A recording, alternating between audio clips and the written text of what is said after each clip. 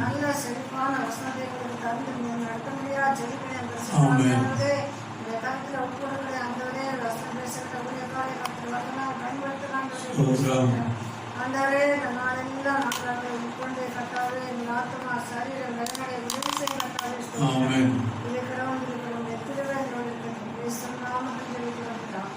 ஆமென் ஆமென். லூக்கா எழுதின சுவிசேஷம் 9ஆம் அதிகாரம் 55ஆம் வசனத்தை ஒரு வாசிக்கலாம். அவர் திரும்பி பார்த்து நீங்கள் இன்ன ஆவி உள்ளவர்கள் என்பதை அறியீர்கள். அதட்டி மனுஷகுமாரன் மனுஷனுடைய ஜீவனை அழிப்பதற்கல்ல ரட்சிக்கிறதுக்கே வந்தார் என்றார். கர்த்தருடைய பரிசுத்தமாய் உண்டாகும். நீங்கள் என்ன ஆவி உள்ளவர்கள் என்பதை அறியீர்கள். கர்த்தருடைய பரிசுத்தமாய் மகிமை உண்டாவதாக. நமது ஆண்டவராகிய இயேசு ஊழியம் செய்த போது இந்த நாட்களில் அவரோடு கூட அவருடைய சீடர்கள் கூடவே இருந்தார். அவர் ஊழியம் செய்த நாட்களில் அவர் ஊழியம் செய்து கொண்டு போன கிராமங்கள் பட்டணங்களில் எங்கெல்லாம் அவர்கள் போனார்களோ அங்கெல்லாம் அந்த இயேசு கிறிஸ்து நம்மதான் என்ன சொல்ல வருகிறார் ஒவ்வொன்றையும் அந்த சூழ்நிலைக்கு ஏற்றார் போல் அவர்களுக்கு தெளிவுபடுத்தி கொண்டே வருகிறது. ஆனால் யூத மதத்திலிருந்து உருவெடுத்து வருகிறது கிறிஸ்தவம், கிறிஸ்டியானிட்டி. ஆனால் இயேசு கிறிஸ்துவனுடைய உபதேசங்கள் எல்லாம் யூதர்களோடு கூட மத்தியிலே இந்த சத்தியங்கள் எல்லாம் சொல்லி ஒரு புது விதமான ஒரு வழிமுறையை அவர்களுக்கு உபதேசித்துக் கொண்டிருக்கிறார். அதில் அவர்கள் ஏற்கனவே அறிந்திருக்கிற காரியங்கள் அநேகம் இருந்தாலும் அந்த சடங்குகள், ஆச்சாரங்கள், வழிபாடுகள், அவருடைய நம்பிக்கைகள், அவருடைய விசுவாசம் இதெல்லாம் யூத சம்பிரதாயத்தில் எல்லாம் அடங்கி இருக்கிறது. ஆனால் அதிலிருந்து சற்று வேறுபட்டு தேவையானதை எடுத்து தேவையற்றதை விலக்கி ஒரு புதிய ஒரு வழிமுறையை இயேசு அங்கே உருவாக்குகிறார். அவ்வப்போது அவர்களுக்கு தாங்கள் அறிந்திருப்பதும் தாங்கள் கடைபிடிப்பதும் தாங்கள் விரும்புவதும் ஒரு பக்கம் இருக்கு. இயேசு கிறிஸ்துவோட உபதேசத்தில் வருகிற காரியங்கள், சில மாற்றங்கள் அவர்களுக்கு ஒரு பெரிய ஒரு கேள்விக்குறியை ஏற்படுத்துகிறது. ஆனால் அவ்வப்போது அவைகளை சுட்டிக்காட்டி சீர்படுத்தி அவர்களை புதிய அவருடைய சித்தத்தின்படியான பிதாவின் சித்தத்தை நிறைவேற்றவன் நான் அந்த உலகத்துக்கு வந்தேன் என்று அவர் வந்த நோக்கத்தை ஆதி முதல் உங்களுக்கு அறிவிக்கப்பட்டிருக்கிற அவர் தான் நான் என்று இயேசு சொல்லி, மனுஷகுமார் என்பவர் எப்படிப்பட்டவர், எதற்காக இந்த பூமியில மனிதனாக வந்தார் என்கிற செய்தி அவர்களுக்கு சரியாக உபதேசித்துக் கொண்டு வருகிறார். அதனால் இங்கே என்ன பார்க்கிறோம், அவர் ஒரு கிராமத்துக்குள்ள போன போது அவர் எருசலேமுக்கு போக நோக்கமாக இருந்தபடியினால் அவ்வூரார் அவரை ஏற்றுக்கொள்ளவில்லை. அல்லேலூயா. அதுக்கு முதலவசனம் சொல்லுகிறது, தமக்கு முன்னாக தூதர்களை அனுப்பினார், அவர்கள் போய் அவருக்கு இடத்தை ஆயத்தம் பண்ணும்படி சமாரியருடைய ஒரு கிராமத்தில் பிரவேசித்தார்கள். அல்லேலூயா. சமாரியருடைய கிராமத்துக்கு போறது அவங்களுக்கு பிடிக்கல. ஆனால் என்ன சொல்றாங்க, எருசலேமுக்கு போகணும்னு சொல்லி இவங்க விரும்புறாங்க. உடனே இவங்களுக்கு கோபம் வருது, சமாரியர் கிராமத்துக்கு போன எருசலேமுக்கு போகக்கூடாதா? அப்படின்னு இவங்களை என்ன செய்யணும், எலியாவை போல அக்கினி இறக்கி செய்யணும். கொண்டு போட உமக்கு சித்தமா? யார் கேட்டது? அவருடைய சீசராகிய யாக்கோபும் யோவானும் அதை கண்டபோது, ஆண்டவரே, எலியா செய்தது போல வானத்திலிருந்து அக்கினி இறங்கி இவர்களை அழிக்கும்படி நாங்கள் கட்டளையிட உமக்கு சித்தமா என்று கேட்டார். இல்லையா? ரெண்டு பேரும் எவ்வளவு பவர்ஃபுல்லா இருக்கிறாங்க அப்படின்னு கேட்டீங்கன்னா, வானத்திலிருந்து அக்கினி இறங்கணும் அப்படின்னா இப்ப இறங்கும், இவங்களை காலி பண்ணணும்னு சொன்னா காலி ஆவாங்க. ஆனா நீங்க ஒத்துக்கிறீங்கன்னா நாங்க போய் ஆர்டர் போடுறோம் அப்படின்னு. ஸோ ஆர்டர் அவரு போட சொல்லல, நாங்க போடுறதுக்கு ரெடி. இல்லையா? அப்ப இவர்கள் யார அழிந்திருக்கிறாங்கன்னா எலியாவா இருந்திருக்கிறாங்க. பழைய ஏற்பாட்டில் ஏன்னா அப்படியே நடந்திருக்க. இதுக்கு என்ன சொல்லுவாங்கன்னா, துஷ்ட நிக்கிறகா இஷ்ட பரிபாலனா அப்படின்னு சொல்லி ஒரு வார்த்தை பெரும்பாலும் நம்ம அறிந்திருக்கிற ஒன்று. அதனால இஷ்டப்படுறவங்க இருக்கட்டும், பிடிக்காதவங்க போய் சேரட்டும். இந்த ஒரு எண்ணத்துல தான் பழைய ஏற்பாட்டில் காரியங்கள்ல நடக்கிற காரியங்களை இந்த யூதர்களுடைய நம்பிக்கையை நம்ம பார்க்கணும். ஆனா அவங்களுக்கு தேவையானவங்க இருக்கணும், அவங்களுக்கு தேவையில்லாதவங்க போயிடணும். அதனால என்ன செய்யறாங்கன்னா, தீர்க்கதரிசி ஏற்று நிற்கிறவங்க இருக்கலாமா? எலியா அக்கினி இருக்கிறாங்கன்னா சோத்ரம், எலிசா கரையை விடுவார். அப்ப இவங்க எப்படிப்பட்டவங்க? என்ன ஆவி அவங்க பெற்றிருக்கிறாங்க? என்னைக்காவது இவங்க கேட்டு பார்த்தாங்களா? ஆனா மனுஷகுமாரன் என்பவர் யாருன்னு கேட்டா, மனித குமாரன் ஜீவனை அழிப்பதற்கு அல்ல, அவர் ரட்சிக்கவே வந்திருக்கிறார் சொல்லு. அப்போ இப்ப செத்து போன அந்த ஜனங்க, எலியாவின் காலத்துல அக்கினி இறங்குறதுனால செத்து போன மக்கள், அந்த மக்களுடைய ஜீவனும் பாதுகாக்கப்பட வேண்டும் என்பதுதான் பிதாவின் நோக்கமா இருக்கு. அவர்தான் பிதா, அவர்தான் ஒரே அப்பான்னு சொல்ல முடியும். ஒரு கூட்ட மக்கள் வேண்டாம் என்று சொல்றவர் எப்படி ஒரு பரம தகப்பனா இருக்க முடியும்? அந்த பரம தகப்பன் என்று சொல்லப்படுகிறவர் இந்த உலகத்திற்கு எல்லாருக்கும் எல்லா நன்மைகளையும் பரிபாலனை பண்ணுகிறவரா இருக்கிறார். எல்லாருக்கும் எல்லா நன்மையும் தர, ஒருவரும் கெட்டுப்போவது அவருக்கு சித்தமில்லை என்று வேதம் சொல்லுகிறபடி, இந்த சத்தியத்தை அறிந்தவர்கள் தான் சரியான ஆவியை பெற்றிருக்கிறாங்க.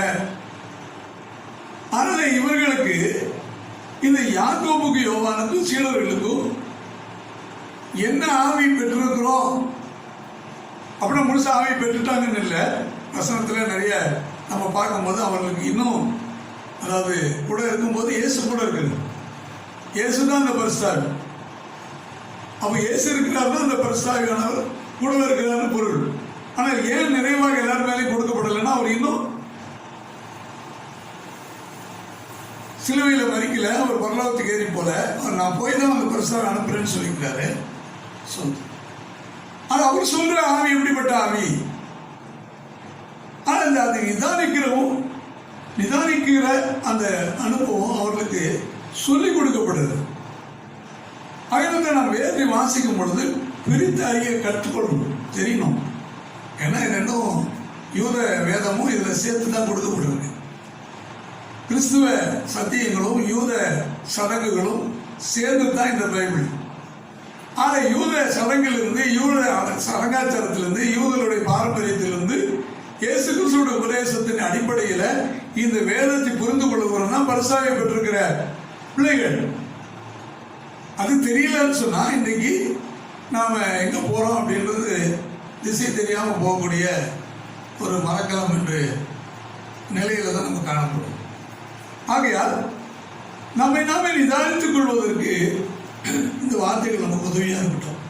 சோதரம் 1 தீமோத்தேயு 1ஆம் அதிகாரம் 7ஆம் வசனத்தை வாசியுங்கள்.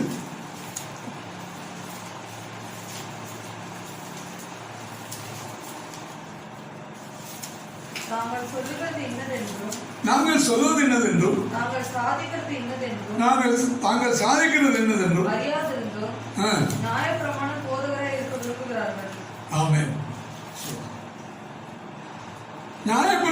போதகராய் இருக்க விரும்புகிறார்கள். அல்லேலூயா, ஸ்தோத்திரம், ஆமென், அல்லேலூயா. பாருங்க, தேவன் நமக்கு பயமுள்ள ஆவியை கொடாமல் பலமும் அன்பும் தெளிந்த புத்தியும் உள்ள ஆவியை கொடுத்திருக்கிறார். ஸ்தோத்திரம். மன்னிக்கிறது, 2 தீமோத்தேயு 14 வாசிங்க. உன்னிடத்தில் ஒப்புவிக்கப்பட்ட நற்பொருளை நமக்குள்ளே வாசப்படுகிற பரிசுத்த ஆவியினாலே காத்துக்கொள் என்று சொல். பரிசுத்த ஆவியானவர் இருந்தால் தான் அந்த ரட்சிப்பு என்கிறதான நற்பொருள், நித்திய ஜீவன் என்கிறான நற்பொருள் பாதுகாக்கப்படும். அதுதான் பரிசுத்த கொடுக்கப்படுகிறது. பரிசுத்த எதுக்காக கொடுக்கப்படுகிறது என்பதை ஆண்டவர் இயேசு யோவான் சுவிசேஷத்தில் 16ஆம் அதிகாரம் 13ஆம் வசனத்தை வாசித்து பாருங்கள்.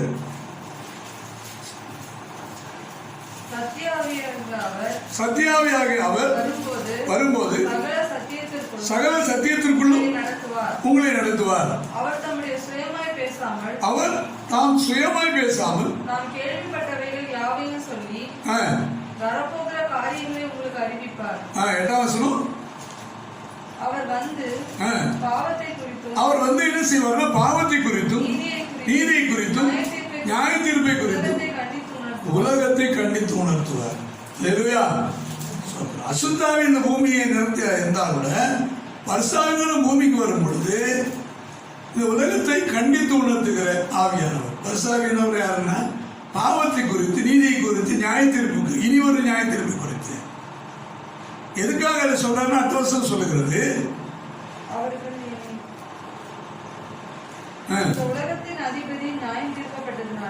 இந்த உலகத்தின் அதிபதி நியாயம் தீர்க்கப்பட்டதுனால அதுக்கு முந்தின வசனம், நீங்கள் என்னை இனி காணாதபடிக்கு நான் பிதாவினிடத்தில் போகிறபடினா நீதியை குறித்து. நீதி என்றால் இயேசு சரீரத்தில் அவரை பார்க்கிறது தான் நீதி. இந்த உலகத்தின் அதிபதி நியாயம் தீர்க்கப்பட்டதுனால நியாய தீர்ப்பை குறித்தும் பாவத்தை குறித்ததுக்காக, அதுக்கு பாவத்தை குறித்து, நீதியை குறித்தும் நியாய தீர்ப்பை குறித்து கண்டித்து உணர்த்துறாரு. எதுக்காக பாவத்தை குறித்து கண்டித்து உணர்த்துறாரு? அது முந்தின வசனம் என்ன சொல்லுது? விசுவாசத்தபடியினால. பாவம் என்ன அப்படின்னு கேட்டா, அதுக்கு இயேசுவை விசுவாசிக்காததுதான் பாவம். இப்ப நீதி என்ன? இயேசு சரீரத்தில் வந்தார் என்பதுதான் நீதி. நியாய தீர்ப்பு என்ன? சாத்தானுக்கு முடிவு உண்டாக்குனார். சாத்தான் வந்து நியாய தீர்க்கப்பட்டுட்டான். இந்த 3 காரியங்களையும் பரிசுத்த ஆவியானவர் இந்த உலகத்துக்கு சொல்லுவார். ஆனால் இன்றைக்கு இந்த 3 காரியங்களையும் பரிசுத்த ஆவியானவர் சொல்லி இந்த உலகத்தை வந்து அவர் என்ன செய்யறாருன்னா, சொல்றோம், நியாயம் தீர்த்து கொண்டு பரிசாவினார் அதுக்கு தான் அனுப்பப்பட்டிருக்கிறார். அந்த பரிசாவினார் பெற்றிருக்கிறோம் சொல்லியும் பாவம்னா என்னன்னு தெரியாது, நீதி என்னன்னு தெரியாது, நியாய தீர்ப்புனா என்னன்னு தெரியாது என்று சொன்னா அது தவறாயிடும். அதனால் பரிசுத்த ஆவியானவர் உங்களிடத்தில் வரும்போது அப்போஸ்தலர் 1:8 வாசிக்கிற, நீங்கள் பலனடைந்து யூதேயா சமாரியா, எருசலேமிலும் யூதேயாவிலும் சமாரியாவிலும் உலகத்தின் கடைசி பரிந்து எனக்கு சாட்சிகளாக இருப்பீர்கள். வசாவி பெற்று கொண்டிருந்தாங்க, சரியான ஆவி பெற்றிருக்கிறாங்கன்னா அவங்க சாட்சிகளா மாறிடும். அந்த சாட்சிகளுக்கு தான் பின்னாட்கள்ல என்ன பேர் வந்துச்சுன்னா கிறிஸ்துவ பேர் வந்துச்சு. கிறிஸ்துவ ராஜ மக்கள் அர்த்தம். ராஜ மக்கள்னா ஏன் சோதரம் இயேசு என்னன்னு சொல்லி சிலுவையில் இருந்தாங்கன்னா, இவர் யூதனுடைய ராஜா அப்படின்னு சொல்லி சொன்னாங்க.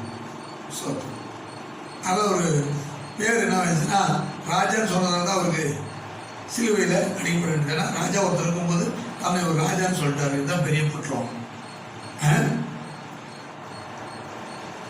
ஏன்னா இந்த யூதர்களுடைய பேச்சு காட்டிலும் தன்னை ஒருத்தர் ராஜான்னு சொல்றது பெரிய குற்றம்.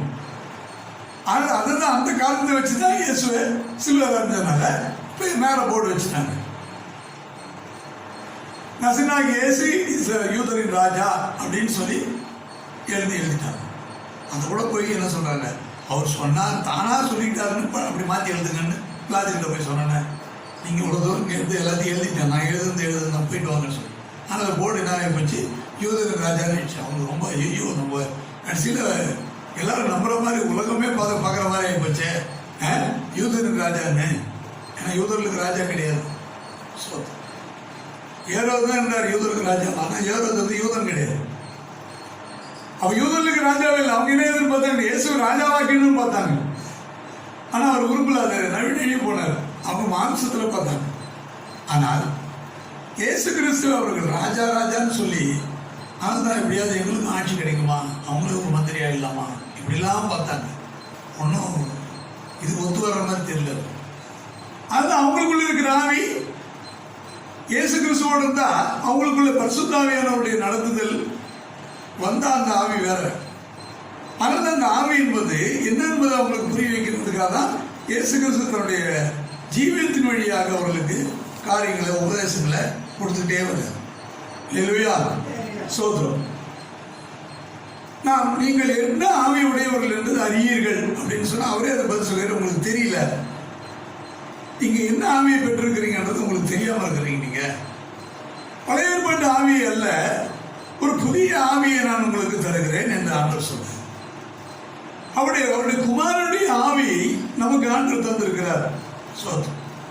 ஆனால் அந்த ஆவி எப்படிப்பட்ட ஆவி? ரோமர் 8:9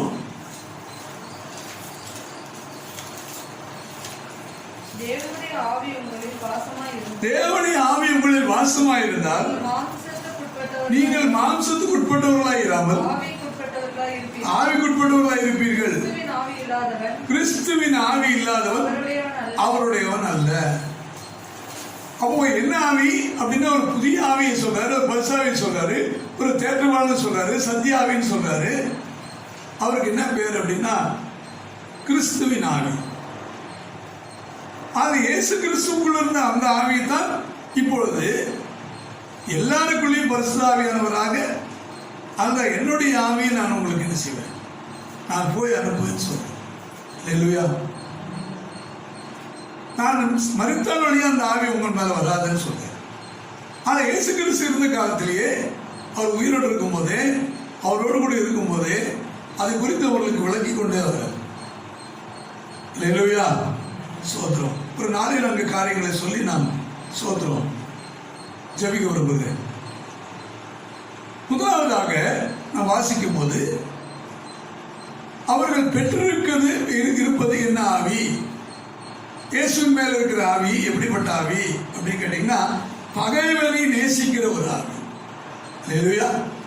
சோத்திரம். லூக்கா 22:51 வாசியுங்கள். அப்பொழுது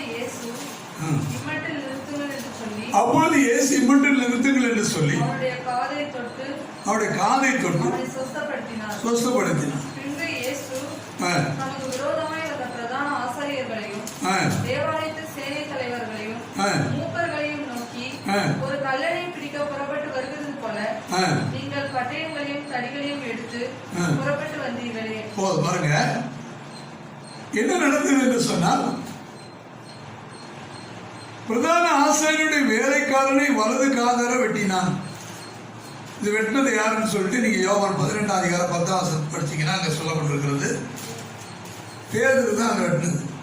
அப்பொழுது சீமோன் பேதுரு தன்னிடத்தில் இருக்கிற பட்டயத்தை உருவி பிரதான ஆசாரியனுடைய வேலைக்காரனை வலது காதார வெட்டினான். அந்த வேலைக்காரனுக்கு மல்குஸ் என்று பெயர். அவன் பேருன்னு சொல்லியிருக்கு. அது எல்லாம் அவன் எப்படின்னு சொல்றது. ஆனால் இயேசு என்ன செய்தாரா, அவருடைய காலை தொட்டு சுகமாக்கிட்டார். நமக்கு கீழே படிக்கிறோம், நீங்க 51 லூக்கா 22:51 என்ன படிக்கிறோம், இம்மட்டில் நிறுத்துங்கள் என்று சொல்லி அவனுடைய காலை தொட்டு அவனை சொஸ்தப்படுத்தினார். அல்லேலூயா. அல்லேலூயா. காது இல்லாம போகணும்னு சொல்லல, உடனே அந்த வெட்டப்பட்ட காது பீஸை எடுத்து அவனை மறுபடியும் ஒட்டி விட்டார். அப்ப இயேசு எப்படிப்பட்டவர்? இவங்க ஏன் எல்லாரும் ஒன்று கூட்டிட்டாங்க, இயேசுவை பிடிக்க வந்துட்டாங்க. ஆனா பேதுருக்கு எப்படி இருக்குன்னா, சோத்திரம் எங்க ப்ரொடெக்ஷனுக்கு நாங்க ஒரு கத்தி வச்சுக்கலாமா? ஏன்னா அங்க என்ன பேர் வருது? கல்லணை பிடிக்க வர்றது போலதான் அவங்க வரணும். அரசு பண்ண போறாங்கன்னு ஏதாவது ஒரு குற்றம் அங்க இருக்கு, நம்ம என்ன செய்யறது? ஆனா அவங்க கூட கத்தி வச்சிருந்தாங்க சார், வச்சுட்டாங்க பாருங்க. அந்த காது பீஸ் எடுத்து போயிருக்கலாம், காது பீஸ் எடுத்து போகாதபடி இப்போ ஒட்டி விட்டாரு. இப்போ நடந்ததுலாம் உண்மைதான், ஆனா காது பீஸ் எங்க கேட்டா காதுல தான் சார் இருக்குது. சோத்திரம். அப்ப வெட்டினு சொல்றீங்களே, ஹல்லேலூயா. சோத்திரம். வெட்டின கத்தி இதுதான் சார், முதல்ல வச்சுருக்காரு. ஆனா காது நல்லதா இருக்கு. அப்ப இயேசு என்ன செய்கிறாருன்னு சொன்னா, அவர் ஒரு அக்கிரமக்காரர் என்று எண்ணப்படுவதற்காக இப்படி நடந்ததுன்னு சொல்லி வேதத்துல அது எழுதப்பட்டிருக்கிறது. அப்ப இந்த பேதுருவுக்கு என்ன ஆவி இருக்குது? நம்ம என்ன ஆவியை பெற வேண்டும் அல்லது பெற்றிருக்க வேண்டும்? இயேசுவோடு இருக்கும்போது என்ன ஆவி அவர் மேல இருக்குது? நாம என்ன ஆவியில நம்ம நடத்தப்படணும்? அது இன்னும் தெரியல. ஆனா என்ன செய்யறா? அவர் ஜெபம் பண்றாரு, எல்லாம் செய்யறாரு, பகல நேசிக்கிறாரு, மன்னிக்கிறாரு, எல்லாம் பண்ணிட்டு இருக்கிறாரு, கூடவே இருக்கிறாங்க. ஆனா இவங்க தனி ட்ராக்ல இவங்க போயிட்டு இருக்காங்க. நாங்க எங்க பாரம்பரியம் என்ன சாதாரணமான பாரம்பரியமா? நாங்க எடுத்தோம்னா கத்திய காதை தான் காலி பண்ணுவோம். ஏன்னா ஒரு மீன் எடுத்தவர்ல, அதனால ஃபர்ஸ்ட் எடுத்த உடனே அவர் மைண்ட் எங்க போகுது? கரெக்டா மீனுக்கு செதில தான் வெட்டணும்ல, கரெக்டா காதை வெட்டணும். இல்லையா? நல்ல வேலை, கழுத்தை வெட்டியிருந்தாலும் அவர் ஒட்டி விட்டுருப்பாரு. சோத்திரம். ஆனா பழக்கத்தோட காது மட்டும் போச்சு. அதனால இயேசு என்ன சொல்றாரு? நீங்க என்ன ஆவியை பெற்றிருக்கிறீங்க அறியீர்களா? அப்ப எலியாவை போல அக்கினி இறக்கி ஜனங்களை அழிக்கணும்னு சொன்னா, மனுஷகுமார அழிக்கிறதுக்கல்ல, அவர்களுக்கு ஜீவனை கொடுக்கவே வந்திருக்கிறார். அல்லேலூயா. ஒரு மனிதன் கெட்டு போறவருக்கு சித்தம் நன்மை செய்வதற்காக தான் வந்தார். அதனால இயேசு கிறிஸ்து எப்படிப்பட்ட ஆவியை பெற்றிருக்கிறோம் என்று சொல்றாருன்னா, நன்மையின் ஆவியை தான் சொல்றாரு. தீமையின் ஆவி ஒருபோதும் அவர்கிட்ட வராது. அல்லேலூயா. பரிசாவினவர் யாருன்னா நன்மையின் ஆவியானவர். அதனால யாக்கோபு 1:10 என்ன சொல்லுகிறது? நன்மையான எந்தையும் பூர்ணமான எந்த வரமும் ஜோதிகளின் பிதாவாகிய தேவனிடத்திலிருந்து இறங்கி நம்ம எடுத்து வருது. எல்லா வரங்களையும் ஊற்று அவர் தான். அப்ப நன்மை மட்டும் அவர் எடுத்து வருது. அந்த பரிசாவின என்னன்னு கேட்டீங்கன்னா என்ன சொல்றாரு? நன்மையை தருவார். அல்லேலூயா. தமிழ் விசுவாசமா இருக்கிறவர்களுக்கு சொல்றான். மகன் அப்போ கேட்டா எந்த அப்பனாவது கல்ல கொடுப்பானா?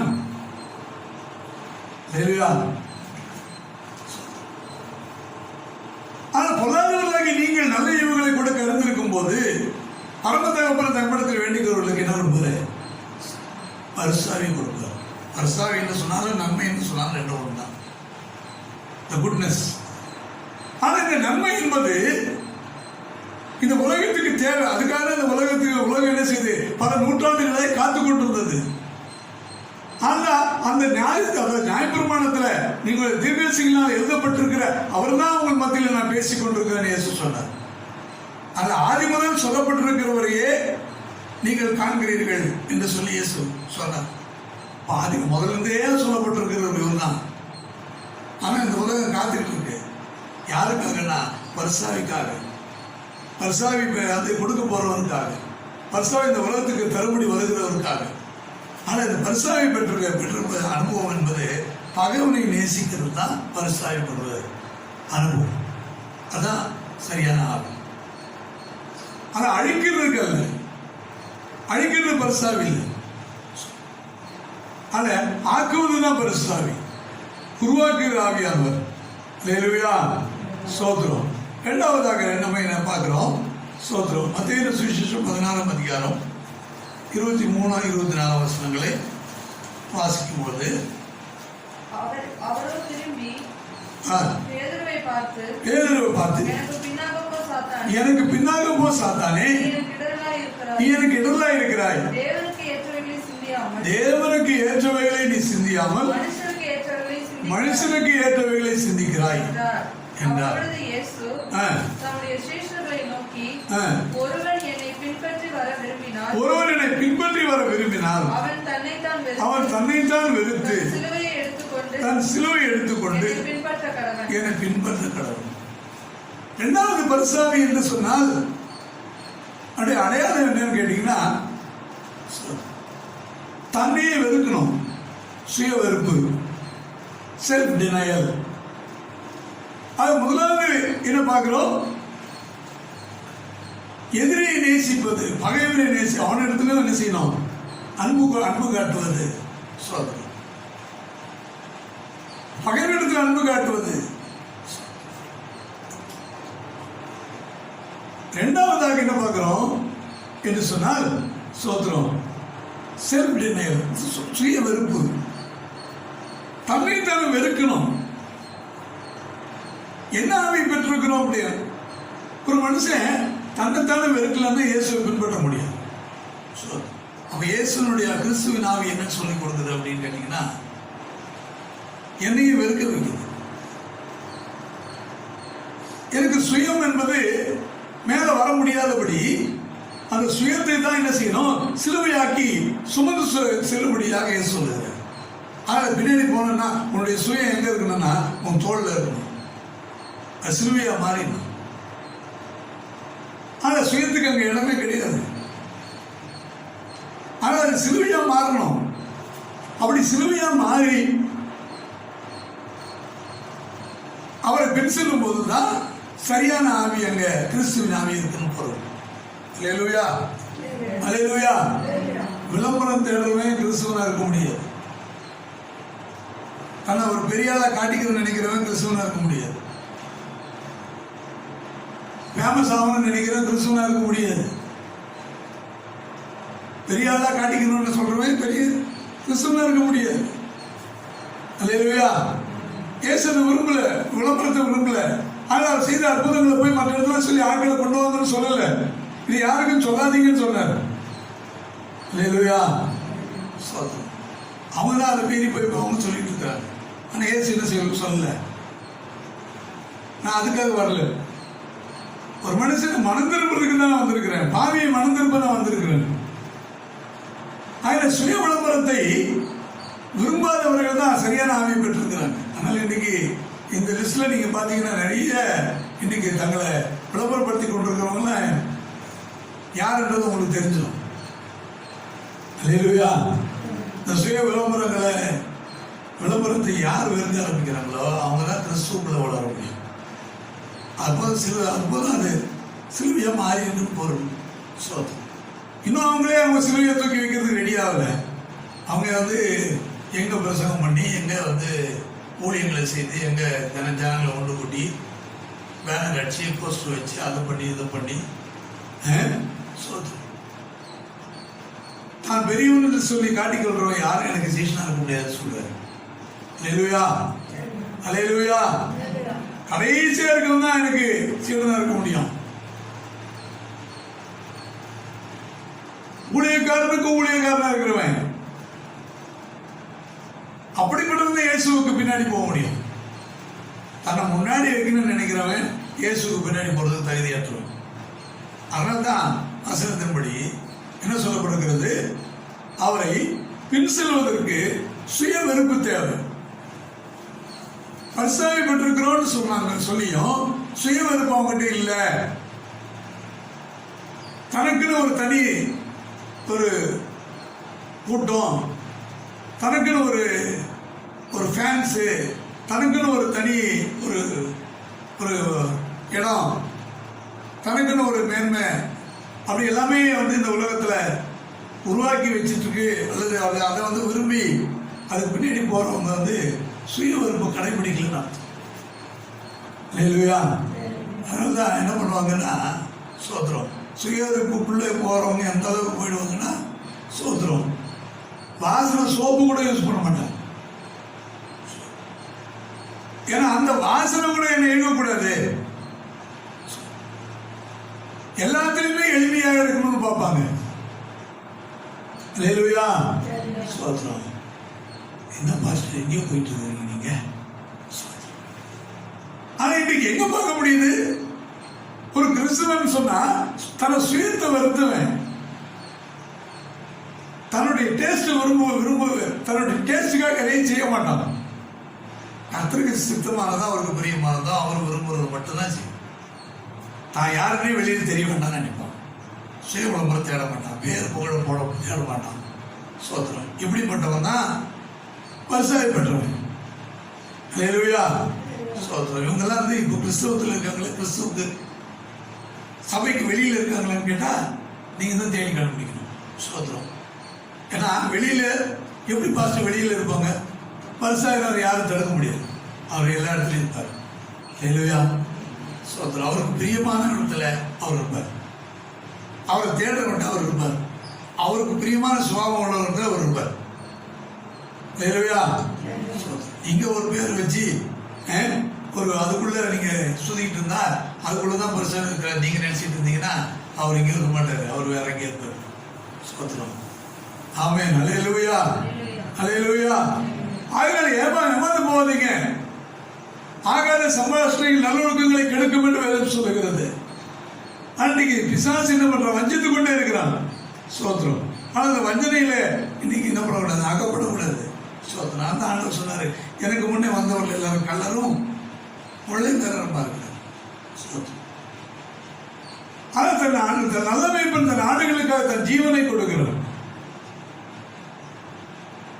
ஆனா நல்ல மேய்ப்பன் சொன்னா தன் ஆடுகளுக்காக ஜீவனை கொடுக்கிற, அதை தியாகமாக்குகிற, தன்னையே வெறுக்கிற அந்த அன்பு சோத்திரம் பரிசாவினால கொடுக்கப்படும். அந்த பரிசாவின இருந்தா சுயம் இங்க இருக்காது. சோத்திரம். அல்லேலூயா. அல்லேலூயா. சோத்திரம். அது மறைஞ்சிடும், அது காணாம போயிடும். சோத்திரம். அங்கே ஒரு சின்ன ஒரு இது கதையை நான் கேட்டேன். அது ரியல் ஸ்டோரி அப்படின்னு சொல்லிட்டு பார்க்கும்போது எனக்கு ரொம்ப ஆச்சரியமா இருந்தது. சோத்திரம். ஒரு வயதான நாட்களில் வந்து சோத்திரம் ஒரு ஊழியக்காரர் வந்து ஒருத்தர் வந்து சோத்திரம் ஒருத்தர் என்ன ஒரு ஊழியக்காரர் வந்து ஒருத்தர் இன்ட்ரடியூஸ் பண்ணார். என்னுடைய நண்பரை நான் உங்களுக்கு இன்ட்ரடியூஸ் பண்ணணும் அப்படின்னு சொல்லிட்டு. அப்போ அந்த நண்பனை வந்து இன்ட்ரடியூஸ் பண்ணும்போது சோத்திரம் இந்த நண்பன் யார் அப்படின்றதுக்கு சோத்திரம் அவர் சொல்லும்போது அவர் யாருன்றதை சொல்றதுக்காக தான் இதை சொல்றாரு. அப்போ தேவனுடைய அன்பு எப்படிப்பட்டது என்பதை ஒரு கிறிஸ்துவனுக்குள்ள எப்படி பார்க்கலாம் அப்படின்னு கேட்டீங்கன்னா, சோத்திரம் ஒரு இடத்துல குளிச்சுட்டு இருந்தாங்களாம். அப்போ வந்து தன்னுடைய பையனும் தன்னுடைய பையனுடைய நண்பனும் அவரோட இருந்திருக்கிறார். சோத்திரம். அந்த பையனுடைய இவங்க அப்பாவும் ஒரு ஊழியக்காரரு, பையன் வந்து ஒரு ரட்சிக்கப்பட்டிருக்க. ஆனா பையனுடைய நண்பன் வந்து ரட்சிக்கப்படுது. அப்போது என்ன செய்தாரா, திடீரென்று குளித்துக் கொண்டிருக்கிற நேரத்தில் திடீர்னு ஒரு அலை வந்தது. இப்போ அவருக்கு இருக்கிற ஃபிராக்ஷன் ஆஃப் செகண்ட்ல ஒருத்தரை தான் காப்பாற்ற முடியும். அது பிரியாரிட்டி யாருக்கு கொடுக்கிறது அப்படின்றத பார்க்கும்போது உடனே அவர் மனசு சொல்லிச்சான்,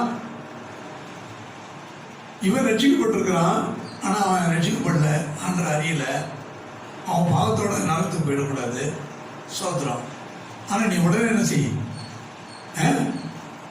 அந்த ஃப்ரெண்டு பையனை காப்பாத்து. சோத்திரம். அப்புறம் என்ன செய்யலாம், பிள்ளையை காப்பாற்றணும்னு சொல்லும். உடனே வந்து பாய்ந்து போய் உடனே முதல்ல அந்த பையனை காப்பாற்றிட்டார். சோத்திரம். அடுத்து உடனே பையனை காப்பாற்ற போறதில்ல, பையனை காப்பாற்ற முடியாது. சோத்திரம். அல்லேலூயா. அல்லேலூயா. சோத்திரம். இப்ப இவர் வந்து அந்த பையன் மேல பேச்சிருக்கிற அன்பருடைய அளவு எவ்வளவு. இப்ப அவர் பெரிய ஒரு ஊழியக்காரராக இருந்து சோத்திரம் வரும்பொழுது இவர் இன்ட்ரடியூஸ் பண்ணாரு. சோத்திரம்.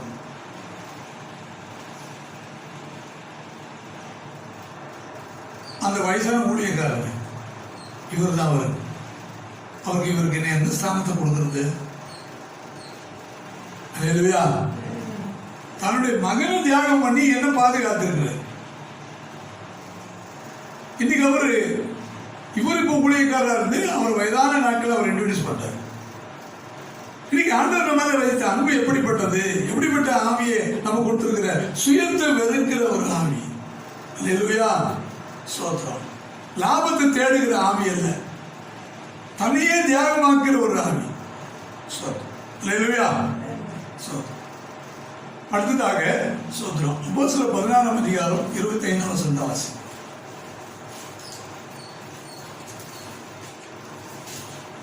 நடுராத்திரியிலே பவுலும் சீலாவும் ஜெபம் பண்ணி தேவனை துதித்து பாடினார்கள். காவலில் வைக்கப்பட்டவர்கள் அதை கேட்டுக்கொண்டிருந்தார்கள். கர்த்தருடைய பரிசுத்த மகிமையுண்டாவதாக. 28 வரைக்கும் வாசிங்க. சடிதியிலே சிறைச்சாலையின் அஸ்திபாரங்கள் அசையும்படியாக பூமி மிகவும் அதிர்ந்தது. கதவுகள் திறவுண்டது. எல்லாருடைய கட்டுகளும் கலந்து போயிட்டு சிறைச்சாலைக்காரன் நித்திரை தெளிந்து சிறைச்சாலை கதவுகள் திறந்திருக்கிறதை கண்டு கட்டுள்ளவர்கள் ஓடி போனார்கள் என்று எண்ணி பட்டயத்தை உருவி தன்னை கொலை செய்து கொள்ள போனான். பவுல் மிகுந்த சத்தமிட்டு, நீ உனக்கு கெடுதி ஒன்று செய்து கொள்ளாதே, நாங்கள் எல்லாரும் இங்கேதான் இருக்கிறோம் என்றார். கர்த்தருடைய பரிசுத்த மகிமையுண்டாவதாக. ஸ்தோத்திரம். என்ன ஆவி என்று சொன்னால் இயேசு கிறிஸ்துவின் ஆவி, பரிசுத்த ஆவி பகைவனை நேசிக்கிறது, தன்னை வெறுக்க செய்கிறது, சுயம் சாம்பலாகும்படி போதிக்கிறது. மூன்றாவதாக ஸ்தோத்திரம், எதிரிக்கும் இரக்கம் பாராட்டுகிறது. நம்ம எதிரியா இருந்தாலும் சரி, ஸ்தோத்திரம். நான் சொன்ன அந்த ஸ்தோத்திரம் வார்த்தையோடு கூட நீங்கள் இணைத்து பார்க்கும் பொழுது இங்கே இந்த பவுல் அப்போஸ்தலன் சீலாவோடு சேர்ந்து இந்த சிறைச்சாலையிலே அவன் ஜெபம் பண்ணுகிறான், கர்த்தரை பாடுகிறான், துதிக்கிறார்கள். தேவனுடைய ஆவியானவர் வல்லமையோடு என்ன செய்யறாரு, அங்கே இறங்கிட்டார். ஒரு தேவதூதன் இறங்கி வந்த உடனே இந்த சிறைச்சாலை என்ன செய்யுதுன்னா, சோதரம், அவன் பலமா வந்துட்டான். உத்தரவுல வெற்றி வந்தான்னு நமக்கு தெரியாது. ஆனா அவன் வந்த அந்த வேகம் சோதரம் ரெஸ்கியூ பண்ணுறதுக்காக தான். இவங்க ஜெபம் பண்ண உடனே இவங்களை வெளியே கொண்டு வர்றது வேண்டியது அவருடைய வேலை. ஏன்னா அதுக்கு முன்னாடி செஞ்சுருக்காங்கல்ல, கதவெல்லாம் உடச்சிக்கிட்டு எல்லாத்தையும் வெளியில் வந்து 200 பேர் வெளியே கொண்டு வந்திருக்காருல்ல, நம்ம யாருமே படிக்கிறோமே, அது மாதிரி இவரையும் கொண்டு போயிடலான்னு சொல்லிட்டு தான் அந்த பரிசா அந்த ஜெபம் நடக்கும் போதே உத்தரவு வந்துருக்கும். நேரம் இறங்கி வந்துட்டாரு தேவதூதன். அந்த வந்த வேகத்தில் என்ன ஆயிடுச்சு, கதவெல்லாம் டப்பு டப்பு டப்புன்னு எல்லாம் ஓப்பன் ஆயிடுச்சு. அல்லேலூயா, அல்லேலூயா, ஸ்தோத்திரம். பேதர் தூங்கிட்டு இருந்தாரு, அதனால போய் தட்டி எழுப்பி கூட்டிட்டு போயிட்டார். ஆனால் இவர் இப்போ ஆராதனைலாம் இருக்கிறாங்க, உங்களுக்கு எல்லாம் தெரியும். அதை கதவை திறந்ததும் தெரியும், எல்லா விஷயமும் தெரியுது. ஸ்தோத்திரம். அப்போ தெளிவாக தான் இருக்கிறாங்க. அப்போ அவர் என்ன சொன்னார், ஸ்தோத்திரம், கதவெல்லாம் திறந்துருச்சு, எல்லாம் தெரியுது. இப்போ தேவதூதன் சொன்ன வேலையை செஞ்சிருக்கிறேன், பக்கத்தில் தான் நிற்கிறாரு. ஸ்தோத்திரம். இப்போ போகிறது நீ தான் டிசைட் பண்ணணும். கதவெல்லாம் திறந்து விட்டேன். இல்லையா? ஸ்தோத்திரம். ஆனால் பவுல் நினைக்கிறான், என்னை அரெஸ்ட் பண்ணி கொண்டு வந்து உள்ள போட்டுருக்கிறாங்க, கதவு திறந்துச்சுன்னு சொல்லிட்டு நான் வெளியே போக முடியுமா? ரப்பர் சைடு இல்லை, பூட்டி வச்சிருந்த உள்ள இருக்கணும், திறந்தா வெளியே போயிடலாமா? இல்லையா? ஒரு சில இது கூட தெரியாது, கதவு திறந்துக்கல போட்டி தான் போக முடியாது. வருஷம் உள்ள இருக்கு. வருஷம் என்ன சொல்றாரு, கதவு திறந்துருக்கலாம், ஆனால் யூ ஆர் கன்விக்டட். ஆனால் நீ குற்றவாளி ஆக்கப்பட்டு நீ இப்போ அந்த குற்றத்தை நிமித்தம் ஒன்று சிறைச்சாலைப்பட்டிருக்க, அவனுக்கு விசாரணைக்கு தான் நீ இனி போகணும். அந்த கதவு திறந்து போயிட்டீங்கன்னா அது இன்னொரு அஃபென்ஸ் ஆகிடும். ஆனால் அதை செய்யக்கூடாது. ஆனால் சிறைச்சாலைக்காரன் நினைச்சா இப்படி எல்லாமே திறந்து போன உடனே கண்டிப்பாக ஒரு கைதி விடுங்கிறதுன்னு கூட எல்லாரும் போயிட்டு இருப்பாங்க. ஸ்தோத்திரம். அப்போதான் பவுல் சொல்றாரு, அவன் தன்னை கொலை செய்து கொள்ள போகும்போது தான் அவனை தடுத்து நாங்கள்லாம் இங்கே தான் இருக்கிறோம், நாங்கள் யாருமே போகல. சரி, பவுல் போல பரவாயில்லைங்க, பவுல் கூட இருந்தவங்க மற்ற நிறைய கைதிகள் இருக்காங்க, என்னைக்குடா டோர் திறக்கும் போகலான்னு பார்த்தான் இவ்வளோ நாள். ஆனால் இன்னைக்கு பவுல் உள்ள வந்த உடனே அவங்களுக்கே ரொம்ப சந்தோஷமா இருக்குது. எல்லாரும் இந்த ஒரே ராத்திரியில் மனம் திரும்பிட்டான், யாருமே வெளியே போல. பவுல் பார்க்குறாங்க, என்னையா கதவுலாம் திறந்துச்சு, நம்ம வெளியே போக வேண்டாமா? சோத்திரம் இல்லை இல்லை. ஆமென், அல்லேலூயா. பரிசாவை பெற்றிருக்கிறதுனால அவர்கள் அப்படி ஒரு தவறு அவங்க இதை செய்ய மாட்டாங்க. ஆனா உள்ளதான் இருக்கிறாங்க. உடனே அந்த சிறைச்சாலைக்காரன் பார்க்கிறான். அடுத்தது அவங்கள பார்த்துட்டு என்ன சொன்னா, சோத்திரம் ஆண்டவன் மாறே, அல்லேலூயா, சோத்திரம். பவுல் அப்பொழுது அவன் தீபங்களை கொண்டு வர சொல்லி உள்ளே ஓடி நடுநடுங்கி பவுலுக்கும் சீலாவுக்கும் முன்பாக விழுந்து அவர்களை வெளியே அழைத்து வந்து, ஆண்டவன் மாறே, ரட்சிக்கப்படுவதற்கு நாங்கள் என்ன செய்ய வேண்டும் என்று கேட்டார். அல்லேலூயா, அல்லேலூயா, சோத்திரம். நம்மளை அடிச்சு விலங்கிட்டு வேதனைப்படுத்தி காயப்படுத்தி உள்ள போட்டு வச்சிருக்கிறாங்க. இப்ப இவன் கேட்கிறான், நாங்க ரட்சிக்கப்படுறதுக்கு என்ன செய்யணும்? சோத்திரம். இவன் எவ்வளவு பழைய ஏற்பாடு ஆவியா இருந்தா என்ன சொல்லியிருப்பாங்க? சோத்திரம், எடுற பட்டயத்தை. சோத்திரம். இந்த சிறைச்சாலைக்காரன் நம்மளை உள்ள கொண்டு போட்டான்ல, போட்டது இல்லாமல் நல்லா அடிச்சு போட்டான். அந்த காயம் எல்லாம் முதல்ல காலி பண்ணிடலாம் சொல்லியிருப்பான். ஆனா பரிசாவை பெற்றிருந்ததுனால என்ன சொல்றேன்னா, அவங்க மேல இறக்கப்பட்டு உடனே அந்த வீட்டார் எல்லாருக்கும் சத்தியத்தை உபதேசம் பண்ணி, அதற்கு கர்த்தராகிய இயேசு விசுவாசி, அப்பொழுது நீயும் உன் வீட்டாரும் ரட்சிக்கப்படுவீர்கள் என்று சொல்லி அவனுக்கும் அவன் வீட்டில் இருந்த யாவருக்கும் கர்த்தருடைய வசனத்தை போய்த்தார். அப்போ பகைவனா இருந்தா கூட அவனுக்கு அவன் ரட்சிக்கப்படாதவன் இருக்கிறான், நான்கு அறியாம இருக்கிறான், அவன் நரகத்துக்கு போயிடக்கூடாது, அவனும் வந்து விடுதலை அடைய நித்திய ஜீவனை பெறணும். அவனுக்கு அந்த நேரத்தில் கையில காலில் எல்லாம் காயத்தோட சோத்திரம் பிரசவம் பண்ணிட்டு இருக்கான். அப்ப அவன் உள்ளத்துக்குள்ள அந்த எதிரிங்கிற அந்த எண்ணம் இருந்திருந்தா அவன் செஞ்சிருக்க முடியுமா? தன்னை அடிக்கிறவன் வந்து தனக்கு எதிரியா அவன் நினைச்சிருந்தான்னா அவனால உபதேசம் பண்ண முடியுமா? பகைவனை நேசிக்கிறதும் அன்பும் பகைவனுக்கு இரக்கம் காட்டுகிற அன்பு. ஆனா அவனுக்கு இறக்கம் எப்படி காட்டுறாருன்னா, அவன் இறங்கலன்னு வச்சுங்க, இவங்க வந்து இன்னைக்கு நாசமாகி போவோம், அவங்களுடைய ஜீவன் நஷ்டப்பட்டு போயிடும், ஆத்மா வந்து நரகத்துக்கு போயிடும். அது அவங்க மேல என்ன செய்யறாரு? ஆண்டவர் இயேசு சிலுவையில தொங்கும் பொழுதும் ஆண்ட பிதாவை அவர்களுக்கு மன்னியும், தாங்கள் செய்வது என்னதென்று இவர்கள் அறியாதிருக்கிறார்கள் என்று சொன்னார். அதுதான் ஒரு பரிசாயை பெற்றோம்னு சொல்ல முடியும். அவங்க என்ன செய்யறதுன்னு தெரியாது, தெரியல, அதனால அவர்களுக்கு மன்னிங்க, அவனுக்கு இறங்குங்கன்னு சொல்லி கேட்பாங்க. அதுதான் ஒரு சிந்தை. அதுக்கப்புறம் அவனுடைய காயங்கள் எல்லாம் கழுவி சுத்தம் பண்ணி சோத்திரம்.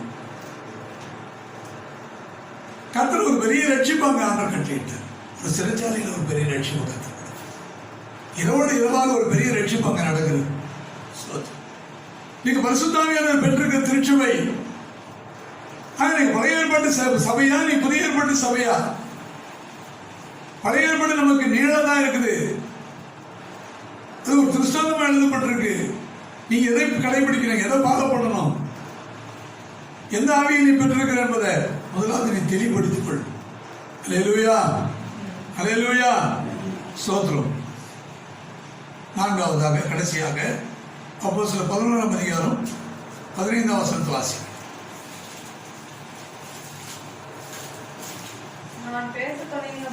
நான் பேசத் தொடங்கின போது பரிசுத்த ஆவியானவர் ஆதியிலே நம்மேல் இறங்கினது போலவே அவர்கள் மேலும் இறங்கினார். பேதுரு கொர்நேலிய வீட்டுக்கு போய் பிரசங்கம் பண்ணி கொர்நேலிய வீட்டில் இருந்தவர்கள் எல்லாரும் அபிஷேகம் பெற்றுக்கொண்டார். பேதுரு ஒரு யூதன், ஆனால் அவர் தங்கியிருந்தது ஒரு யூதனுடைய வீட்டில், சீமோன் என்கிற தோல் வேலை செய்யற ஒருத்தருடைய வீட்டில் தான் தங்கியிருக்கார். கொர்நேலியு எங்க ஜெபம் பண்ணிட்டு இருக்கிறார். கொர்நேலியுவுக்கு இயேசு அவன் அறிந்திருக்கலாம், கேள்விப்பட்டிருக்கலாம். ஆனால் இயேசுக்கும் அவனுக்கும் ரொம்ப தொடர்பெல்லாம் ஒன்றும் கிடையாது. அவன் தேவபக்தி மிகுந்தவன், கடவுள் மேல நம்பிக்கை வச்சிருக்கிறான். ஒரு கடவுள் என்பது யார்? ஒரே ஒரு கடவுள், கடவுள் ஒருத்தர் இருக்கிறார் நம்புறான். ஆனால் கடவுள்கிட்ட ப்ரேயர் பண்றான். அவன் எந்த மொழியில, என்ன பாஷையில, அல்லது என்ன பேர்ல சொல்லி அவன் வழிபட்டாலும் நமக்கு தெரியாது. ஆனால் பரிசுத்தாவியானவர் ஒருத்தர் தான், கடவுள் ஒருவர் தான். ஆயிரம் என்ன செய்யறாருன்னா, அந்த ஒரே ஆவியானவர், அந்த ஒரே தேவனும், ஒரே கர்த்தரும், ஒரே விசுவாசம் கரெக்டா வழி நடத்துறாரு. மறுநிலைக்கு தரிசனம் வருது. அல்லேலூயா. தரிசனம் வருமா? வரும். ஞான சாப்பிட்டதாக எடுத்து வருமா? வரும். ரட்சிக்கப்படலைன்னு நம்ம சொல்றோமே, அவங்களுக்கு வருமா? வரும். அவனுக்கு வந்தது. நம்ம பார்வையில் அவன் ரட்சிக்கப்படல. அதாவது ஒரு வளர்ச்சி என்பது சில விஷயங்கள்ல ஒரு படிப்படியா இருக்கு. ஆனால் அடிப்படை என்று பார்க்கும் பொழுது அந்த அடிப்படை விசுவாசம் அவனுக்குள்ள இருக்கு. அவனும் கடவுளுடைய சாயல படைக்கப்பட்டவன். அவன் தேவ சாயல உருவாக்கப்பட்ட ஒரு மனுஷன். அவன் கடவுள் மேல நம்பிக்கை வச்சிருக்கிறான், கடவுளை கூப்பிடுறான். அப்போ அவனுக்கு சத்தியம் தெரிவிக்கப்படுது. அவன் இன்னைக்கு எத்தனையோ பேர் பைபிளும் கொடுக்கல, யாரும் சொல்லி கொடுக்கல, ஆனா ரசிக்கப்பட்டிருக்காங்க. ஆண்டவர் பேசினான்னு சொல்றாங்க. ஆனால் பைபிள் வசனங்கள் அவங்களுக்கு சொப்பனத்தை, தரிசனத்தை வெளிப்படுத்தப்பட்டிருக்கு. எங்க போனா நான் கடவுளை பேசி அவங்களை வழி நடத்துறாரு. ஆச்சரியமா இருக்கு அதை கேட்கும் பொழுது. இப்படி கூட நடக்குமா? நடக்கும். ஏன்னா அவன் சரியான சத்தியத்தை தேடுறான். எனக்கு உண்மையை தெரியணும்னு விரும்புறான். ஆனா மனுஷனுக்கு கடவுள் பகுத்தறிவு கொடுத்திருக்கிறதே எதுக்குன்னா, சரியான வழிபாட்டையும், சரியான ஒரு வழிமுறையையும், சரியான தொழுகையையும் கண்டுபிடிக்கிறதுக்கும், தன்னை உருவாக்கி யார் என்பதை அறிந்து கொள்வதும் ஒவ்வொரு மனுஷனுக்கும் உரிமை இருக்கு. இல்லையா? ஆனா அவன் என்ன செய்யறான்? அந்த சரியான கடவுள் யார் என்பதை தெரிந்து கொள்வதுக்கு அவன் விரும்புறான். அந்த தான தர்மம் செஞ்சு பார்க்கறான். வீட்டார் அனைவரோடும் பக்தியா இருக்கிறான். அந்த முயற்சிகளை அவன் எடுக்கிறான், ட்ரை பண்றான். நீ ஒரு சில எந்த அந்த முயற்சி எடுக்கல, கடவுள் தேடுறது இல்லை, தேவ பயம் இருக்கிறது இல்லை. அப்படிப்பட்டவர்களுக்கு இல்லை, முயற்சி எடுக்கிறவனுக்கு கடவுள் நிச்சயமா பண்றாரு. நிச்சயமா அவர் வெளிப்படுவார். இல்லையா? ஒரு நிலைக்கு சொல்லிட்டார். சோத்திரம். ஆளை எப்படி போய் அவனை கூட்டிட்டு வா, பேதர்கள் ஒருத்தர் இருக்கிறாரு.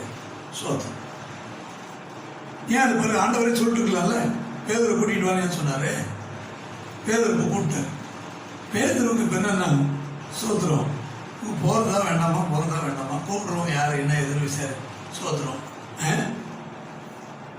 அவன் யூதர்களே கிடையாது. சோத்திரம். ஆனா அவன் 100 அதிபதியா இருக்கான். ஒரு சாதாரண கூப்பிட்டு அவர்களை கன்ஃபியூஸ் பண்ணியிருந்தாலும் பண்ணியிருப்பார். அவங்க ஒரு படைத்தலைவன் ஆயிட்டான். கூப்பிடுறாங்க. ஆனால் பேதருக்கு இப்போ போலாமா வேணாமான்னு ஒரு டைலமா இருக்கு. இப்போ போய் ஜெபம் பண்ண போறாரு. பசி குடும்பம் தாங்கல. சோத்திரம். ஆண்டவர் வெளிப்பாடு கொடுக்குறாரு. சோத்திரம். இல்லையா? பசி நேரத்துக்கு வர வேண்டியது வருது. சோத்திரம். எல்லா நாளுக்கால ஜீவனும் வருது. சோத்திரம். அதை பார்த்துக்கணும். ஐயோ இந்த பசி கொடுப்பீங்க, இதே கொடுப்பீங்க ஆண்டவரே. சோத்திரம். தீட்டும் அசுத்தமான ஒன்றும் என் வாய்க்குள்ள போனதே இல்லையே. சோத்திரம்.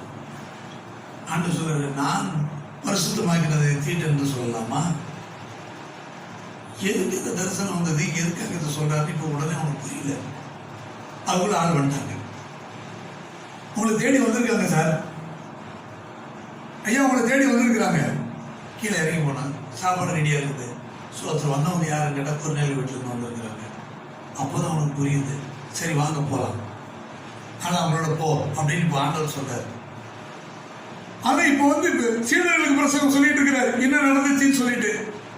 அப்படி சொல்லும் போது இந்த வார்த்தைகள் எல்லாம் சொல்றாரு பேதுரு. சோத்திரம். என்ன சொல்றாரு? இந்த வசனத்தை மறுபடியும் வாசிங்க. பேச தொடங்கின போது பரிசுத்த ஆவியானவர் ஆதியில நம்மேல் இறங்கினது போலவே அவர்கள் மேலும் இறங்கினார். அல்லேலூயா. சோத்திரம். பரிசுத்த ஆவியை பார்த்தாங்க மேல் வீட்டு அறையில. மேல் வீட்டு அறையிலே அவனுக்கு கிடைத்த அதே அனுபவம் இங்க ஒரு சின்ன வீட்டில் அதே விதமான அனுபவம் தனக்கு வந்தது போல அவங்களுக்கு வர்றது அவங்க கண்ணால பார்க்கணும். இது அவனுக்கு புரியவில்லை. அவன் இது வரைக்கும் நினைச்சிட்டு இருக்கான் யூதர்களுக்கு மேல மட்டும்தான் இந்த ஆவி வரும் போல இருக்கு அப்படின்னு நினைச்சிட்டு இருக்கான். ஏன்னா இயேசுநாதர் யூதராச்சே. ஆனால் அப்போ யூத ஆவி அப்படி இவங்களும் ஒரு முத்திர குத்துறான்னு இருந்தாங்க. சோத்திரம் அப்படி வச்சுக்கிட்டு இருந்தாங்க இவ்வளவு நாள். இப்போ ஒரு புரஜாதி மேல இந்த ஆவி வந்த உடனே ஐயோ புரஜாதிகளுக்கு இந்த ஆவி வருமா? அவங்க கூட கடவுளுடைய பிள்ளைகளை மாற முடியுமா? அல்லேலூயா அல்லேலூயா. இது வரைக்கும் அவங்க நினைச்சிட்டாங்க யூதர்கள் மட்டும்தான் பரலோகம் போக நினைச்சிருந்தாங்க. சமாரியர்கள் வந்து பாவிகள் நரகத்துக்கு தான் போக நினைச்சிருந்தாங்க. சோத்திரம் கிரேக்கரெல்லாம் பாவிகள் நினைச்சிட்டு இருந்தாங்க. இப்போதான் விஷயம் புரியுது. ஆனால் இப்போ அவருக்கு நம்பவே முடியல. ஆச்சரியமா இருக்குது. அடுத்த வருஷம் சொல்லுகிறது யோவான் ஜலத்தினால் ஞானஸ்நானம் கொடுத்தான், நீங்களும் பரிசுத்தாவினாலே ஞானஸ்நானம் பெறுவீர்கள் என்று கர்த்தர் சொன்ன வார்த்தையை அப்பொழுது நினைவு கூர்ந்தான். ஞானஸ்நானத்துக்கு உண்டான அர்த்தம் நன்றது இப்போதான் புரியுது. இயேசு பரலோகத்தை ஏறி போறதுக்கு முன்னாடி சொல்லிட்டார். யோவான் 1:5 நீங்கள் சில நாளைக்குள்ளே பரிசுத்தாவினாலே ஞானஸ்நானம் பெறுவீர்கள். அப்போ பரிசுத்தாவி ஞானஸ்நானம் கொடுக்கறதுக்கு யாரும் தடை பண்ண முடியாது. பரிசுத்தாவினர் இறங்கி வருவாரு, அவங்களை ஞானஸ்நானம் படுத்திடுவார், அவங்களுக்கு அபிஷேகம் இறங்கிடும். அங்க யாரும் தடை பண்ண முடியாது. பேதர் பிரசவம் பண்ணா பரிசுத்தாவி இறங்கினாரு. அப்போதான் பேதருக்கு தெரியுது இதுதான் ஞானஸ்நானம் போல. அல்லேலூயா அல்லேலூயா. யோவான் ஸ்நானம் பிரசங்கம் பண்ணா எனக்கு பின் ஒருவர் வருகிறார், அவருடைய பாதரட்சியின் வாரையோடு நான் சுமக்கிறதுக்கு தகுதியற்றவன். ஏன் நான் உங்களுக்கு தண்ணினால ஞானஸ்தானம் கொடுக்கிறேன், ஆனால் அவரோ பரிசுத்தாவி என்கிற அக்கினியினால ஞானஸ்தானம் கொடுப்பார். அல்லேலூயா. அந்த பரிசுத்தாவி என்கிற அக்கினி ஞானஸ்தானத்தை இப்பொழுது இங்கே தெளிவுபடுத்துங்க. அதான் புரிஞ்சுக்கிட்டான்னு சொல்லி நீங்க சொல்லப்பட்டிருக்குது. அல்லேலூயா ஸ்தோத்திரம். நீங்க அதுக்கு முந்தின அதிகாரத்தில் நீங்க படிக்கும் போது 10ஆம் அதிகாரத்துல ஸ்தோத்திரம் 34ஆம் வசனம் வாசிங்க. அப்பொழுது பேதுரு பேசத் தொடங்கி தேவன் பட்சபாதம் உள்ளவர் அல்ல என்றும் எந்த ஜனத்திலாயிலும் அவருக்கு பயந்திருந்து நீதியை செய்கிறவன் எவனோ அவரே அவருக்கு உகந்தவர் என்றும் நிச்சயமாய் அறிந்திருக்கிறேன். அல்லேலூயா. கைத்திரி சொல்லப்படுறேன். என்ன சொன்னாரு? தேவன் பட்சபாதம் உள்ளவர் அல்ல. அப்ப என்ன ஆவியை பெற்றிருக்கீங்கன்னா பட்சபாதம் உள்ள ஆவியை பெறாமல். இப்போ பரிசுத்தாவி என்பவர் யாருன்னா பட்சபாதம், வேறுபாடு, உயர்ந்தவன் தாழ்ந்தவன், கருப்பவன் சிகப்பன், உள்ளூர் வெளியூர், இந்த நாடு அந்த நாடு எதையும் பார்க்க மாட்டார். அல்லேலூயா அல்லேலூயா. எந்த ஜனத்தினாயிலும் அவருக்கு பயந்து நீதியை செய்கிறவன் எவனோ அவனே அவருக்கு உகந்தவன். இவன் எல்லாத்துக்கும் முட்டி முடிவு வச்சு நீ எந்த ஜாதியும் சொல்ல முடியாது, எந்த குளத்திலும் குளம் சொல்ல முடியாது, எந்த கோத்திரம் சொல்ல முடியாது, என்ன மொழின்னு சொல்ல முடியாது, என்ன இதுன்னு சொல்ல முடியாது, எந்த ஊருன்னு சொல்ல முடியாது. எல்லாம் கடவுளுக்கு பயப்படுறவன ஒருத்தா இருக்கானா, நீதி செய்கிறானா, கடவுளை தேடுறானா, அவன் தான் அவருக்கு உகந்தவன். ஆனா கடவுள் இப்ப என்ன செய்யறதில்ல, பரிசுத்தர் வந்துட்டாருன்னா பட்சபாதமே பார்க்க மாட்டார். சோத்திரம். இவன் வேண்டப்பட்டவன் வேண்டப்படாதவன் பார்க்க மாட்டான். அதான் கடவுளுடைய பிள்ளைகளுக்கு பாருங்க சோத்திரம். இந்த உலகத்தின் எந்த நாடு எந்த இடம் எங்க போனாலும் ஆண்டோடைய பிள்ளைகளுக்கு ஒரு பிரச்சனையும் கிடையாது. இல்லையா? ரட்சிக்கப்பட்டவங்களுக்கு இந்த உலகத்தின் முடிவு பரியந்தான் சோத்திரம். நேஷனாலிட்டிஸ், பிரின்சிபாலிட்டிஸ் ஆண்டவர் தேவனுடைய ஆவியானவர் எப்படி கொடுத்திருக்கிறார்னா இது எல்லாத்தையும் ஒன்றிணைக்கிறதுக்கு. அதனால தான் சோத்திரம். உலகத்தில் இருக்க எல்லா மனிதர்களையும் ஒரே கொடைக்கீழ ஒரே மனிதனை பார்க்கிற அந்த அன்பு பட்சபாதம் இல்லாதது, அதான் தேவ அன்பு. இதுதான் பிரசாதம்.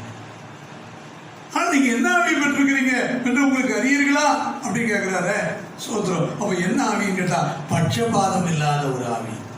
ஆமென். அல்லேலூயா சோத்திரம். அதனால பிரியமானவர்கள நம்ம என்ன ஆவி பெற்றிருக்கிறோம் என்பதை நிதானித்துக் கொள்வோம். இந்த 4 காரியங்களை மறுபடியும் நம்ம சிந்தனை கொண்டு வருவோம். சோத்திரம். முதலாவதாக பகைவனை நேசிக்கிற ஆவி நாம் பெற்றிருக்கிறோம். இரண்டாவது சோத்திரம், சுயத்தை வெறுக்கிற ஆவியை நம்ம பெற்றிருக்கிறோமா? மூன்றாவது சோத்திரம், எதிரிக்கும் இறங்குகிற ஒரு ஆவியை பெற்றிருக்கிறோம். நான்காவதாக பட்சபாதமே இல்லாத ஒரு ஆவியை தான் நாம் பெற்றிருக்கிறோம். அதன்படி நாம ஒப்பிட்டு பார்ப்போம். நமக்குள்ள இருந்த சுய எப்படி நாம நடந்து கொள்றோம், எப்படி நாம இருக்கிறோம். உண்மையிலே கிறிஸ்துவின் ஆவி எனக்குள்ள இருக்கா? சோத்திரம். இல்லை வேற ஏதாவது ஆவி எனக்குள்ள இருக்கா?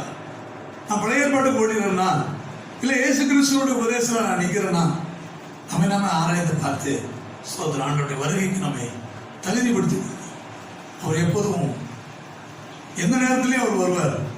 சோத்திரம்.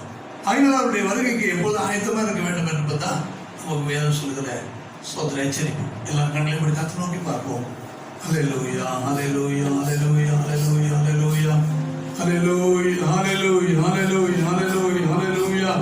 உம்மோடு இருப்பதுதான் உள்ளத்தின் வாஞ்சையா, உம் சித்தம் செய்வதுதான் இதயத்தின் ஏக்கமையா. உம்மோடு இருப்பதுதான் உள்ளத்தின் வாஞ்சையா, உம் சித்தம் செய்வதுதான் இதயத்தின் ஏக்கமையா. எபினேசரே, எல்லையோர் இன்னுமே, எபினேசரே, எல்லையோர் இன்னுமே, எல்லோரி ஆண்டவரே, எல்லோரி ஆண்டவரே, ஈஸ்வரா வல்லவரே, ஈஸ்வரா சர்வவல்லவரே, இசையா உம்மைத்தானே என் முன்னே நிறுத்தியுள்ளேன். இசையா உம்மைத்தானே என் முன்னே நிறுத்தியுள்ளேன். உம்மோடு இருப்பதுதான் உள்ளத்தின் வாஞ்சையா, உம் சித்தம் செய்வதுதான்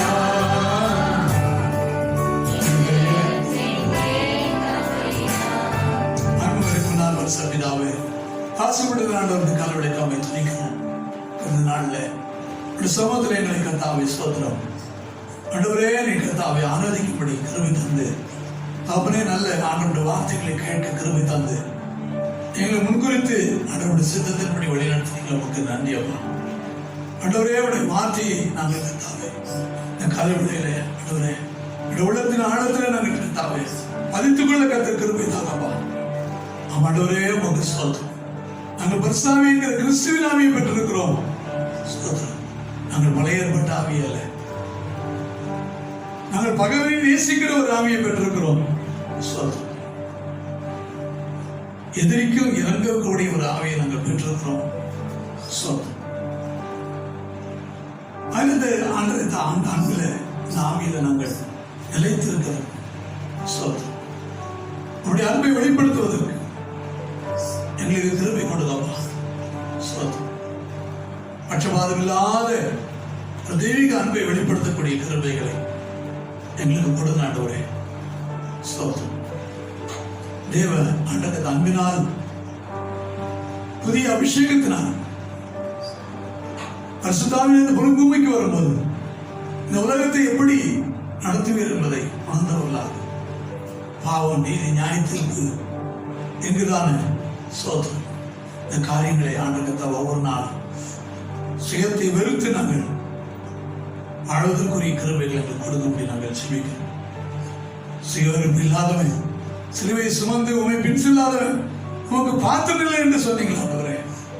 நாங்கள் ஒவ்வொரு நாளும் எங்கள் சரீரத்தை அதை ஒடுக்கி அதை கீழ்ப்படுத்துவதற்கு அப்போ செப்பல் சொல்லுகிறது போல ஆண்டவர் ஆகாயத்தை அடிக்கிறவனாக சுலபம் பண்ணாதபடி ஆண்டவரே சரீரத்தை நான் ஒடுக்கி அதை கீழ்படுத்துகிறேன் என்று சொல்லி சுயநமாமல் எப்பொழுது ஆண்டவர் கர்த்தாவே உங்களுடைய சித்தம் மட்டும் எங்களுக்குள்ள வெளிப்படுவதற்கு எங்களை வழிநடத்தபடியாக எங்களை ஒப்புக்கொடுது வசனத்தை கேட்ட யாவர் மேல் மனசால் இறங்கிறான்னு எழுதப்பட்டிருக்கபடி இன்றைக்கு உடைய வார்த்தைகளை கேட்ட எல்லா பிள்ளைகள் மேலும் உங்களுடைய வல்லமையின் ஆவியால இறங்கும்படியாக கர்த்தாவே கிறிஸ்துவின் ஆவியினாலே நிரப்பப்பட்டு இந்த உலகத்துக்கு கனி கொடுக்கும்படியாக கர்த்தாவே சொல்ற எல்லா பயத்துக்கும் நீங்களாக அப்பா பிதாவை கூப்பிடப்படுகிற புத்திர சுவிகாரத்தின் ஆவியை தந்திருக்கிறீர். பலமும் அன்பும் தெளிந்த புத்தியும் உள்ள ஆவியை தந்திருக்கிறீர். இந்த உலகத்தின் ஆண்டகத்த கிரியைகள் ஒருபோது எங்களை ஆண்ட மேற்கொள்ள முடியாது. பாவமோ அசுத்தமோ தீமைகளோ ஆண்டகத்தா வியாதிகளோ பலவீனங்களோ ஆண்டகத்தா இந்த உலகமோ வேற எந்த காரியங்களோ ஒரு நாளும் எங்களை விட்டு உண்மை விட்டு எங்களை பிரிக்க மாட்டாது என்று சொல்லி நிச்சயம் திறந்திருக்கிற ஒரு ஆண்டகத்தாவே அந்த தேவ பலத்துக்குரிய ஒரு ஆவியினால நிரப்பி எங்களை வழிநடத்தபடியா பிதாவின் சித்தத்தை செய்து முடிப்பதே முதலும் என்று சொல்லி கடைசி வரைக்கும் கர்த்தாவே சோதி அந்த பிதாவின் சித்தத்துக்காக வைத்த ஆண்டவரே வாழ்ந்து மறித்த உண்மையே நாங்கள் மாதிரியாக வைத்து ஆண்டவரே நாங்கள் தொடர்ந்து எங்களுடைய ஆண்டகத்தாவை நடைகள் உம்முடைய அடிச்சுகளை பின்தொடர்கிற கிருபை எங்களுக்கு தாங்கப்பா. எங்கள் ஆண்டகத்தை வாலின் பிள்ளைகள் சேஷமாய் ஆண்டகத்தை உண்மை பின் செல்லட்ட ஆண்டவரே ஒவ்வொரு ஆண்டகத்தை தலைமுறையாகவே சேவிக்கப்பட எங்களுக்கு கிருபை தாரும். ஆண்டகத்தாவை உங்க சோதரமா உனக்கு நன்றி நன்றி நன்றி. தேவ கிருபைகள் ஒவ்வொரு குடும்பங்கள் மேலும் உங்களுடைய ஆண்டகத்தாவை அனுகிரகத்தின் கரம் பாதுகாப்பின் கரம் விடுதலையின் கரம் இறங்கி வரும்படியாக செபிக்கிறோம். எல்லா பயங்களுக்கும் நீங்களாக்குவீராக, எல்லா தொற்றுகளுக்கும் நீங்களாக்குவீராக. உடைய விசேஷ வேலையை ஆட்டை ஒவ்வொரு பிள்ளைகள் மேல் போடும்படியாக செபிக்கிறோம். நன்றி. உடைய பாதுகாப்பு வைத்தோடினோம். தேவ கிருபை ஒப்புடுக்கும். இயேசுவின் ரத்தம் செய்யும். இயேசுவின் நாமத்தில் ஜெபிக்கிறல்ல பிதாவே. ஆமென். என் ஆத்மாவே கர்த்தரை ஸ்தோத்திரி. என் முழுமே நாமத்தை ஸ்தோத்திரி. என் ஆத்மாவே கர்த்தரை ஸ்தோத்திரி. சகல வாரங்களையும் வருவார். ஆமென். கர்த்தராசின் கிருபை பிதாவுடைய அன்பும் கிறிஸ்துவுடைய நீக்கும் வராமல் இன்னும் சதாகாலங்களும் நீடித்து நிலைத்திருப்பதாக. ஹல்லேலூயா ஹல்லேலூயா ஹல்லேலூயா. கர்த்தருடைய ஆசீர்வாதம்